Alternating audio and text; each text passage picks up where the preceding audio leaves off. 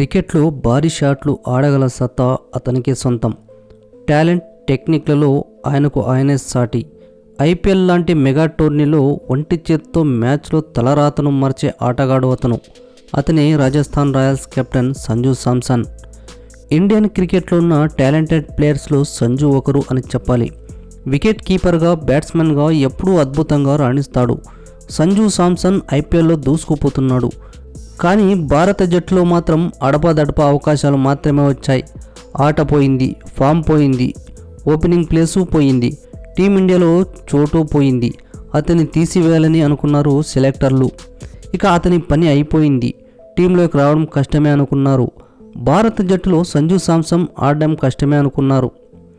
T20 world కప్లో 2 మ్యాచ్లు ఆడినా పెద్దగా ఎఫెక్ట్ చూపలేదు. అతనిపై పెద్దగా ఆశలు లేవు, అంచనాలు కూడా లేవు.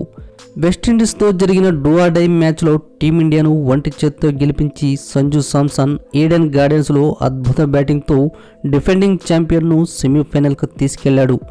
మంచి ఇన్నింగ్స్ ఆడి కోట్లాది మంది అభిమాన మనసుల్ని గెలుచుకున్నాడు. అలాగే సెమీఫైనల్లో కూడా అద్భుతమైన బ్యాటింగ్తో 89 పరుగులు చేసి టీమిండియా భారీ స్కోర్ను నమోదు చేసేలా చేశాడు. అలాంటి సంజు శాంసన్ టీమిండియా అపాద్బాంధవుడయ్యాడు.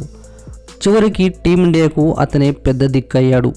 సంజు శాంసన్ 1994 నవంబర్ 11న కేరళ రాష్ట్రం తిరువనంతపురంలోని తీర ప్రాంతం గ్రామమైన పుల్లువిలాలో జన్మించారు. సంజు వాళ్ళ నాన్నగారు శాంసన్ విశ్వనాథ్ ఢిల్లీ పోలీస్ డిపార్ట్మెంట్లో కానిస్టేబుల్గా పనిచేసేవారు. సంజు తన 12 సంవత్సరాల వయసుకే వికెట్ కీపింగ్ బ్యాటర్గా ఢిల్లీ అండర్-13 టీంకి సెలెక్ట్ అయ్యాడు. సంజు వాళ్ళు చిన్నప్పుడు ఉత్తర ఢిల్లీలోని పోలీస్ రెసిడెన్షియల్ కాలనీలో ఉండేవారు.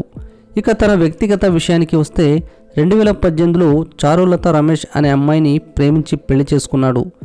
చారులత గారు స్కూలింగ్ లైఫ్ అంతా తిరువనంతపురంలో సాగింది. ఆ తర్వాత అండర్ గ్రాడ్యుయేట్ పూర్తి చేసి మాస్టర్ డిగ్రీని పొందింది.